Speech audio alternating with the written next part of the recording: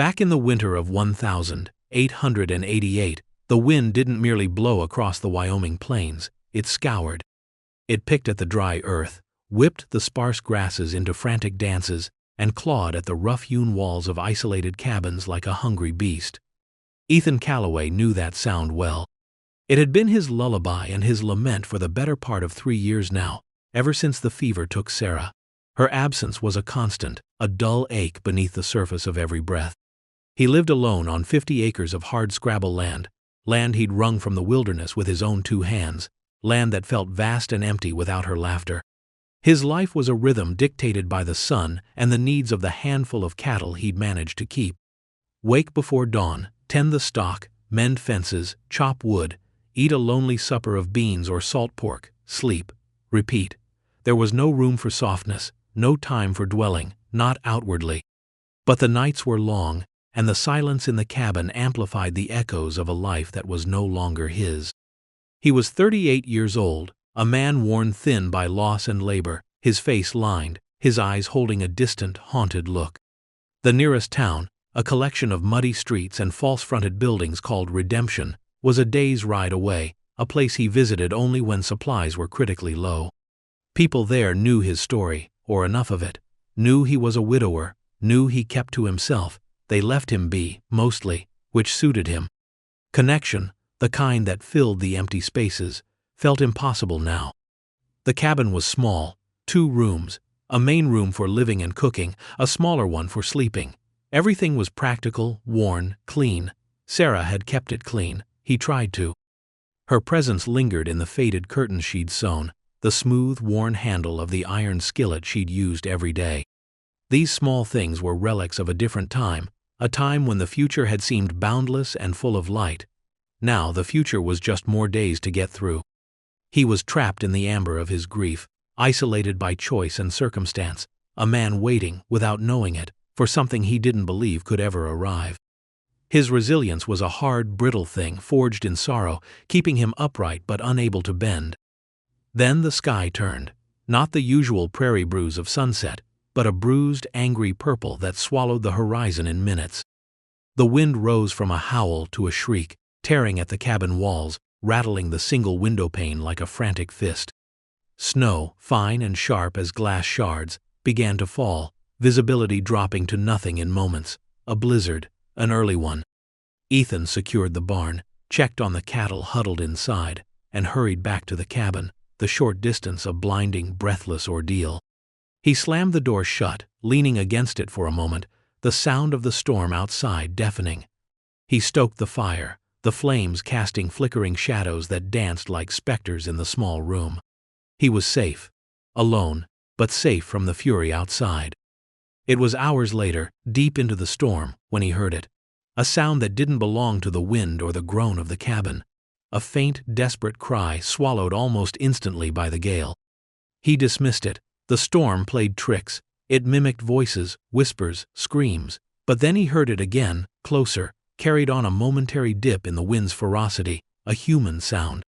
Impossible. No one was out in this. No one could be. He hesitated. Every instinct screamed danger, screamed stay put, screamed that whatever was out there was already lost to the elements. But the sound had been undeniably human, undeniably distressed. He grabbed his heavy wool coat, pulled on thick gloves, jammed his hat down low, and grabbed the lantern. Opening the door was like stepping into a solid wall of ice and wind. He held the lantern high, the weak light barely penetrating the swirling snow. He shouted, the sound ripped from his lips and flung away by the wind. He stumbled forward, hunching against the onslaught, scanning the white void. Nothing, just snow and wind and the roaring emptiness. He was about to turn back, tell himself he'd imagined it, when he saw it. A shape, huddled near the small stand of pines that offered the only meager shelter within 50 yards of the cabin. It didn't move. He pushed forward, fighting the wind that tried to rip the lantern from his hand. He reached the pines. The shape was a person, a woman, collapsed against the trunk of a tree, buried in drifting snow. He knelt, shaking her gently. She stirred, a low moan escaping her lips. Not an animal, a person. And as he brushed snow from her face, the faint light of the lantern revealed skin the color of polished copper, framed by thick, dark braids. She was Comanche, young, very young, and clearly not long for this world if he left her there. The dilemma was immediate and stark. Taking her in was a risk, a potentially fatal risk. The West was a hard place, prejudice ran deep and ugly, and a white man sheltering an Indian woman, especially one found like this, it invited suspicion, hostility, maybe worse. His own life was precarious enough.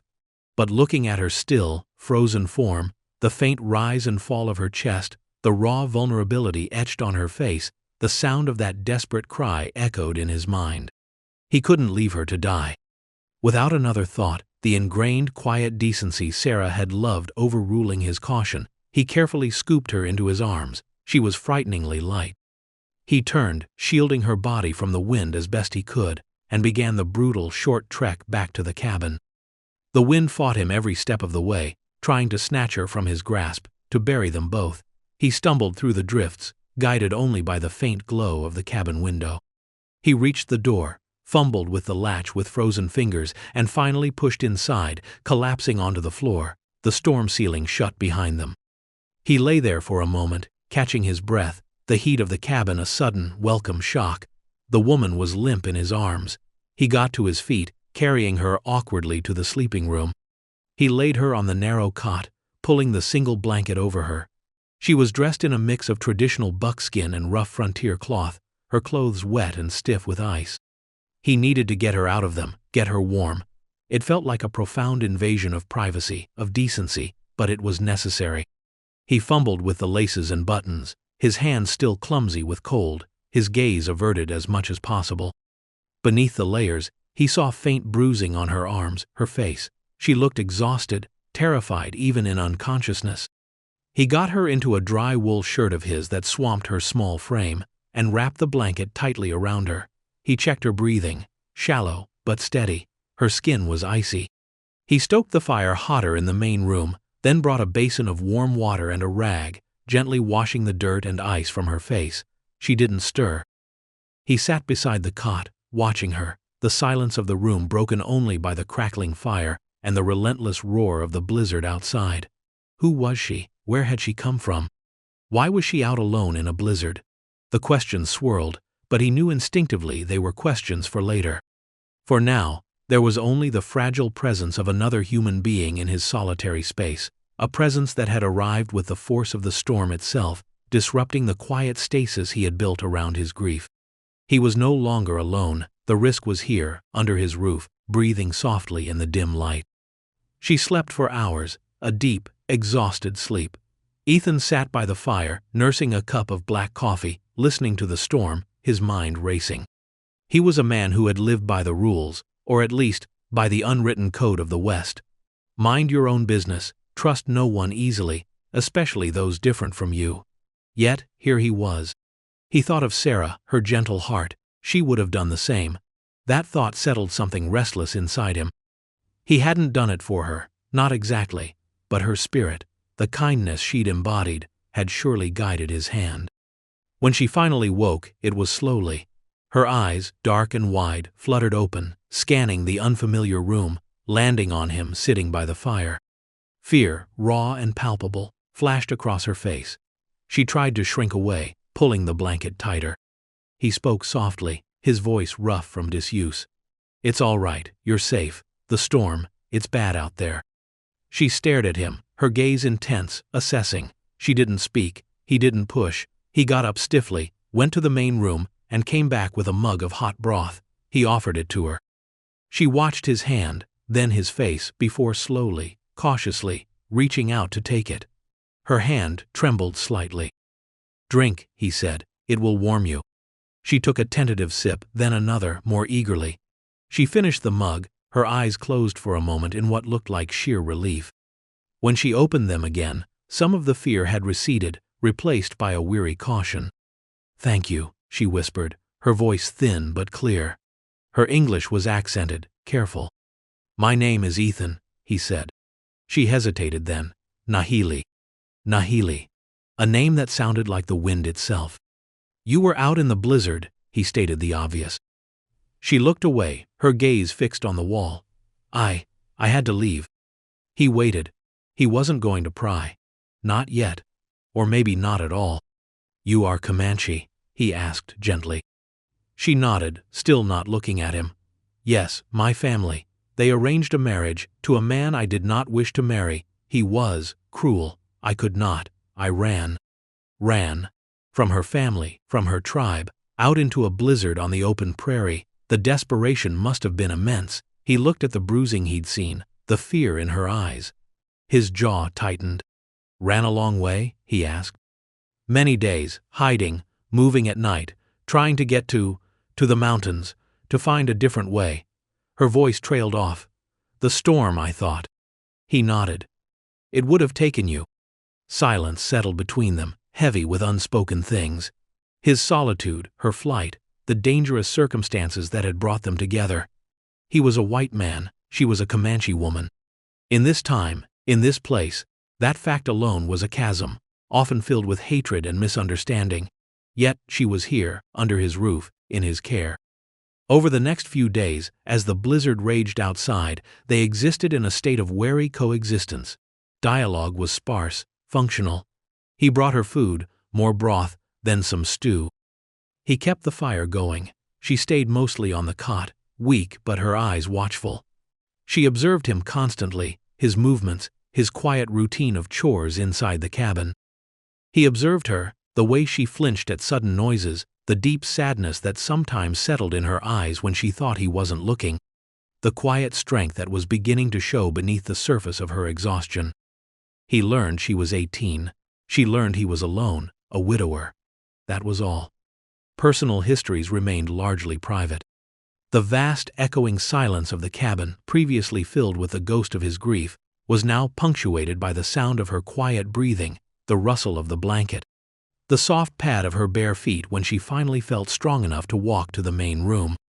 The forced proximity, born of necessity and the storm, began to wear down the edges of their caution.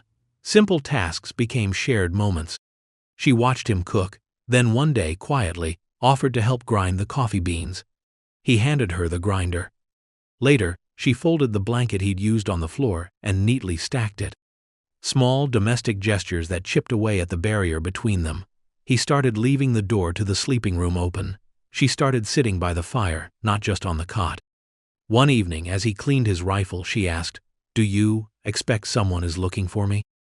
The question hung in the air. He stopped cleaning, looked at her. "It's likely. Did you just leave? Or did you?" He trailed off, not wanting to voice the uglier possibilities. "I just ran," she said, though her gaze was distant. "My family, they would look. The man, he would look." "They'd likely track you," Ethan said, stating the grim reality. "If they found your trail before the snow." Her face tightened. "I tried to hide it. Used the water, the rocks, traditional knowledge." He nodded. "The storm will have covered any sign," he said. "That much is in your favor." A small, almost imperceptible flicker of relief crossed her features.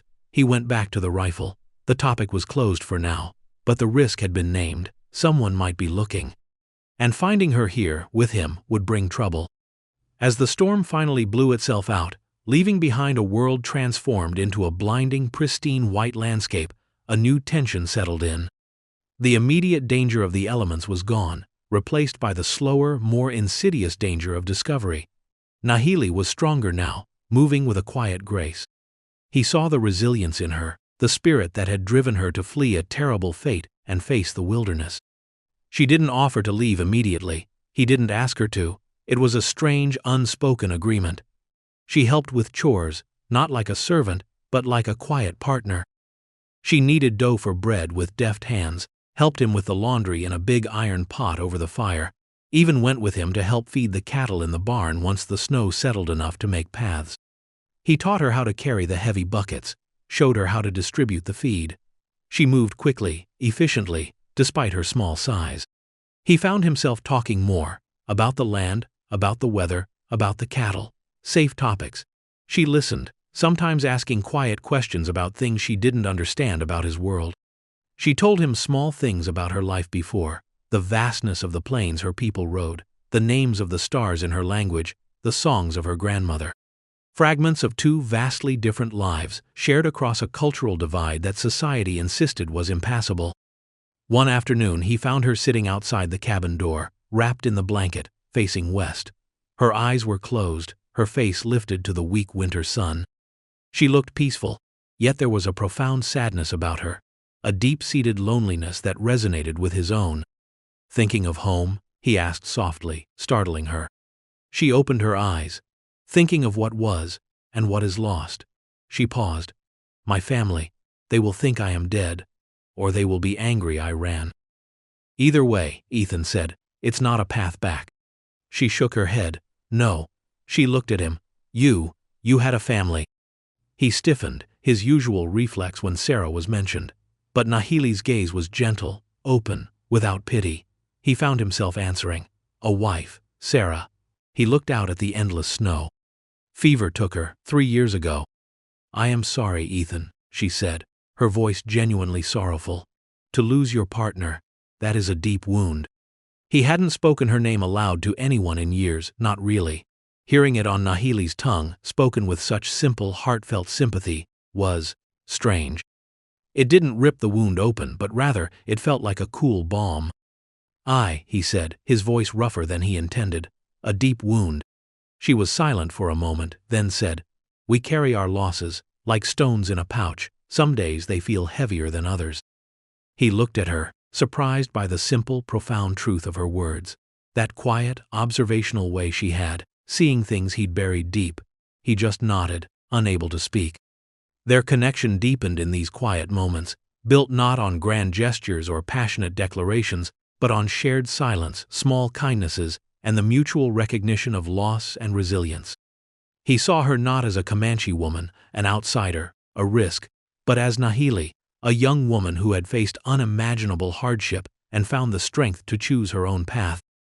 Even if that path led through a blizzard, she saw him not as a rough, solitary cowboy, but as Ethan, a man whose grief was a tangible presence, yet who had shown unexpected compassion and quiet strength. But the fragile peace they had found was temporary. The world outside waited. It was a cold, clear day, weeks after the blizzard. Ethan was out mending a fence near the edge of his property line, Nahili helping him by holding tools, her movements precise and quiet. They saw them then, 3 riders, approaching slowly from the east. They weren't cattlemen, he knew. Something about their posture, the way they scanned the land, felt wrong. Ethan straightened, his hand going instinctively to the hammer at his belt, though his rifle was back at the cabin. Nahili went still beside him, her eyes narrowed, scanning the riders. "Stay here," Ethan said, his voice low. "No," she replied, just as quietly, but with a firmness that surprised him. "I will not hide in the open." The riders drew closer. As they got within hailing distance, Ethan could make out their faces. 2 were rough-looking men, the kind who drifted through the territory with no clear purpose. The third was an older man, dressed in a mix of plains gear and more formal, worn clothes, his face hard, his eyes cold and calculating. He looked vaguely familiar, though Ethan couldn't place him. "Howdy," Ethan called out, keeping his tone neutral. The older man pulled his horse to a halt, the 2 others flanking him. His gaze swept over Ethan, then landed on Nahili standing silently beside him. His eyes widened almost imperceptibly, then narrowed with recognition and something unpleasant. "Afternoon," the older man said, his voice flat. "Didn't expect to find company way out here, Calloway." Ethan's mind clicked. The man was Abner Tate, a relative of the family who had bought land a few days' ride south last year. Tate had a reputation. Not a good one. "Just tending my fence, Tate," Ethan replied, keeping his expression unreadable. "Lost some wire in the storm." Tate ignored him, his gaze fixed on Nahili. She met his stare, her face a mask of calm, but Ethan saw the tension in her shoulders. "Well now," Tate said, a cruel smile spreading across his lips. "Looks like you found more than just wire, Calloway." He looked at Nahili. "Didn't reckon you'd run this far, girl. Thought you'd be froze solid by now." Ethan felt a cold knot form in his gut. Tate knew her. Was he connected to the marriage she'd fled? To the man who was cruel? Nahili remained silent, her eyes unwavering. "She was near dead in the blizzard," Ethan said, stepping slightly in front of her. "Took her in. It's what decent folks do. Tate laughed, a harsh, ugly sound. Decent folks don't take in runnin' Comanches, Calloway, especially not young females. He looked at his men, who smirked. Heard tell you lost your woman a while back. Guess you got lonely. The implication, the casual cruelty, hit Ethan like a physical blow. His hand tightened on the hammer. She's under my protection, Tate. You got business with her, you got business with me. Tate's eyes hardened. Your protection? Don't make me laugh. That girl is likely stolen goods, or a runaway from an arrangement. Either way, she ain't yours, and she sure as hell ain't got no rights white folk gotta respect. He gestured dismissively at Nahili. My associate, Mr. Brody here, he indicated one of the men, a hulking brute with small piggish eyes. He's been looking for a Comanche girl who fits her description. Says she ran off after causing trouble. Brody grinned, a truly repellent expression. That's her, Abner. Got the look of the one who bit Jedediah right nasty when he tried to claim her. The man she was forced to marry, Jedediah, the cruel one. Nahili had bitten him. A flicker of grim satisfaction went through Ethan. She fled a cruel marriage, Ethan said, his voice low and dangerous. That's her right. Rights? Tate scoffed. Indians don't have rights, Calloway. Not out here, and harboring a runaway. That's interference. That's trouble. He leaned forward in his saddle. Hand the girl over. We'll forget we saw her here with you. Otherwise, he didn't need to finish the threat. The look in his eyes, the hands of his men resting near their holsters, said it all. Ethan looked at Nahili. Her gaze was fixed on him, steady, resolute. She wasn't pleading. She was watching, waiting to see what he would do. This wasn't just about a runaway woman anymore. It was about him, about the life he lived, the choices he made, the kind of man he was, or was becoming. Leaving her to these men was unthinkable. It would betray everything he had quietly rediscovered in the stillness of the cabin, everything Sarah's memory represented. Get on your horses, Tate, Ethan said, his voice steel. Ride out, don't come back.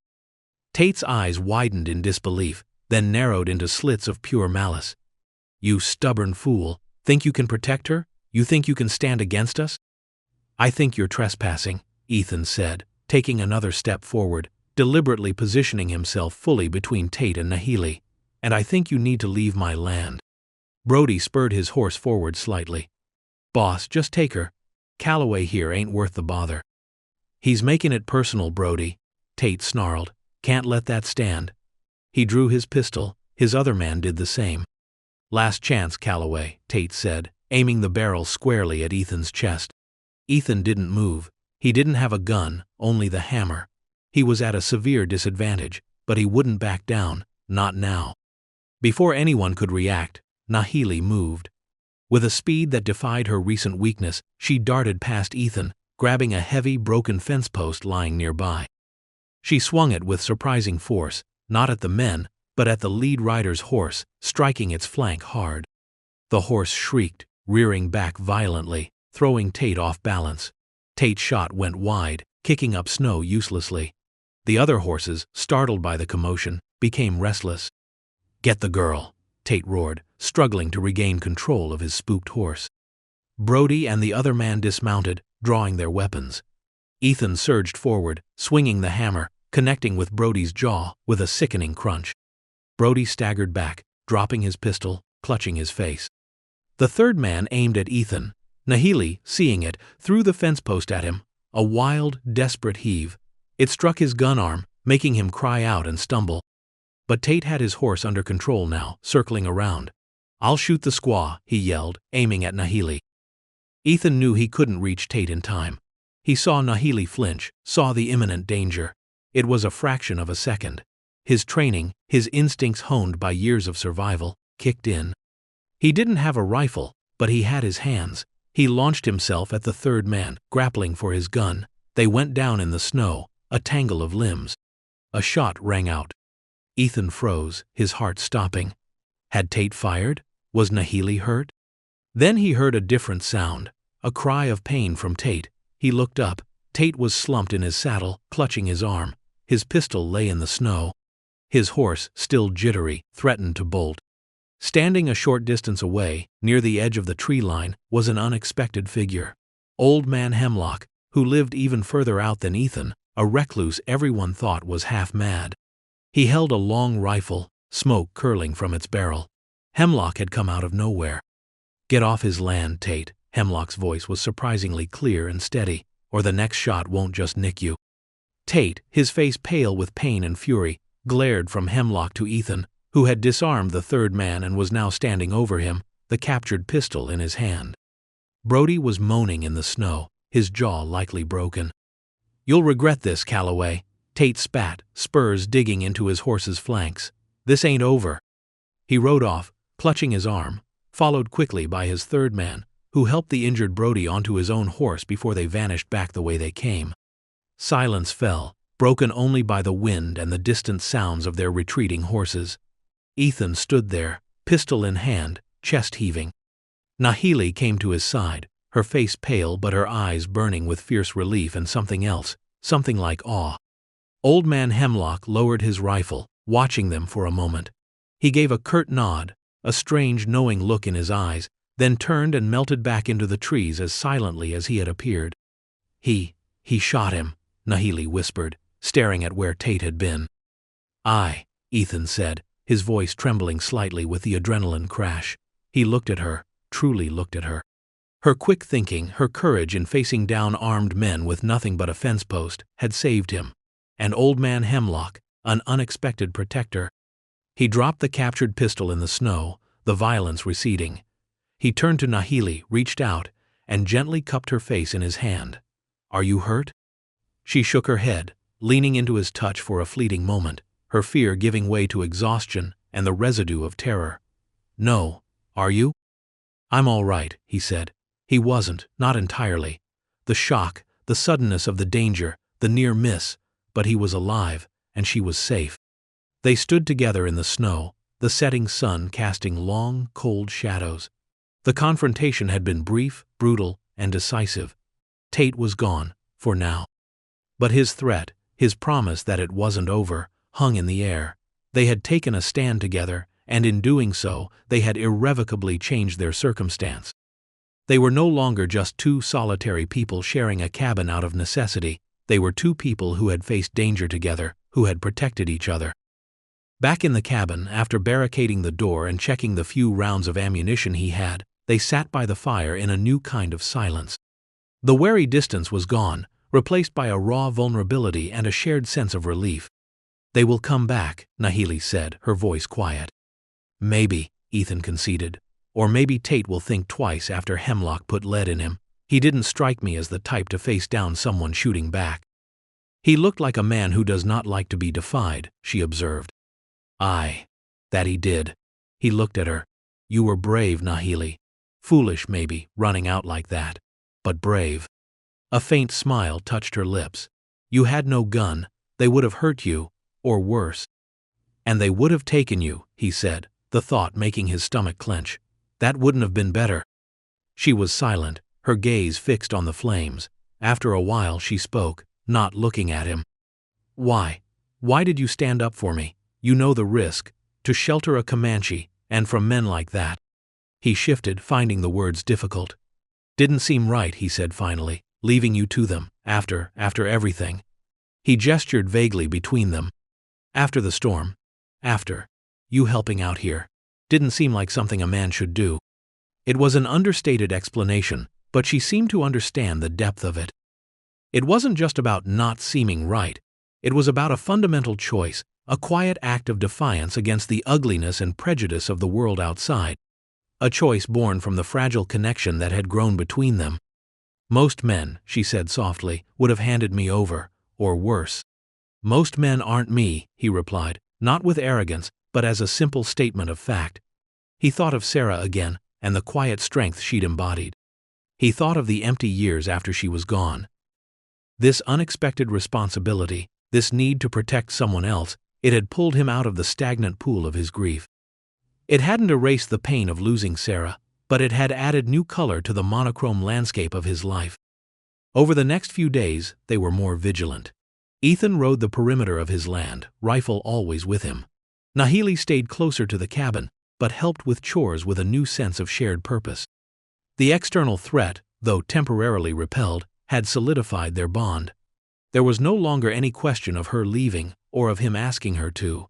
They were in this together. The shared meals felt less like obligations and more like a quiet affirmation.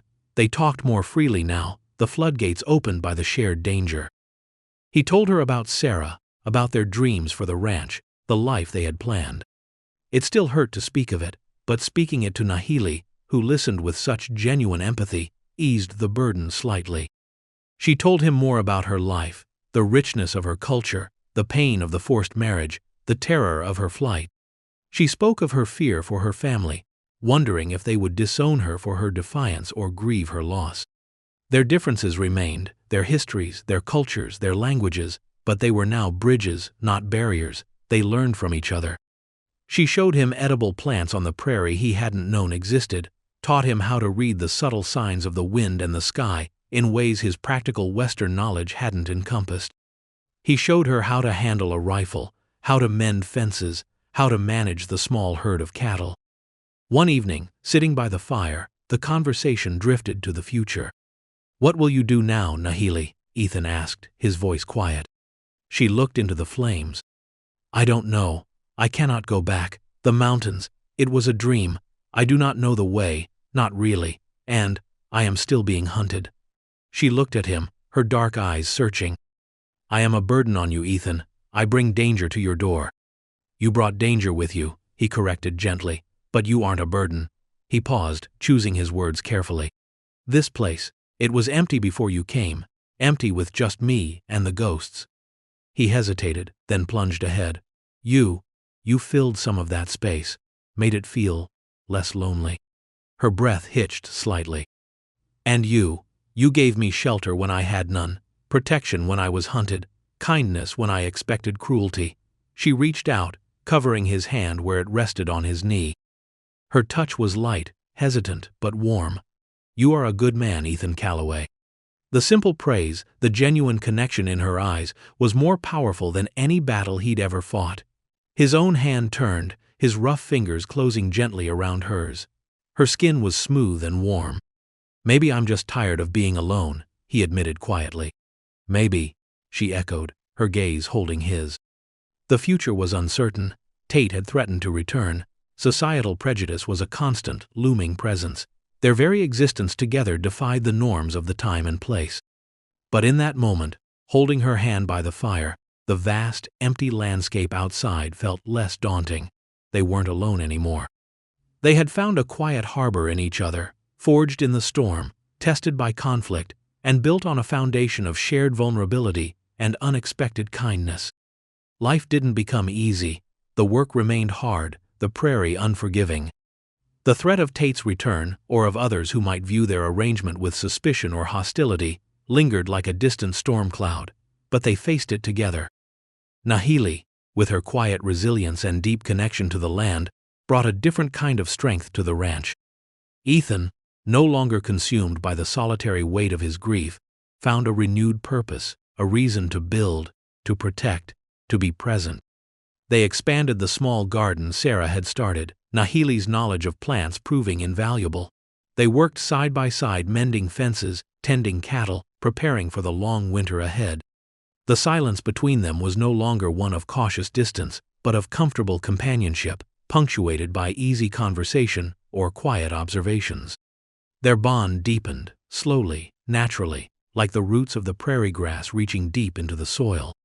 It was a bond built not on romantic notions, though a quiet affection was undeniably growing, but on mutual respect, shared hardship, and the profound understanding that comes from seeing another person at their most vulnerable and choosing to stand by them. One crisp autumn evening, as the sun painted the sky in hues of orange and gold, they sat outside the cabin, watching the colors fade. "This land," Nahili said, gesturing to the sweeping plains around them, "it is hard, but it is beautiful." "Aye," Ethan agreed. He had seen only the hardship for so long. Now, through her eyes, he was beginning to see the beauty again. The way the light shifted across the grass, the call of a hawk overhead, the vast, star-filled canvas of the night sky. "This cabin," she continued, looking back at the small, humble structure, "it was just a shelter from the storm. Now, it feels like Home. Ethan's heart stirred. Home. The word he hadn't dared to think since Sarah was gone. But with Nahili here, with the life they were quietly building together, it felt possible again. It wasn't the home he had planned, not the future he had envisioned. It was something different, something unexpected, born from loss and danger and an act of simple, desperate courage in a blizzard. He reached out, taking her hand again. This time, there was no hesitation, no withdrawal. Her fingers intertwined with his, a simple, firm connection. "I, Nahili," he said, his voice thick with emotion. "Home." They sat together, two souls who had been lost and isolated, finding solace and belonging in each other, facing the uncertain future of the vast western landscape, not alone but together. The journey was far from over. Challenges undoubtedly lay ahead, but for the first time in a long time, hope, quiet and resilient as the prairie itself, had taken root in Ethan Calloway's heart.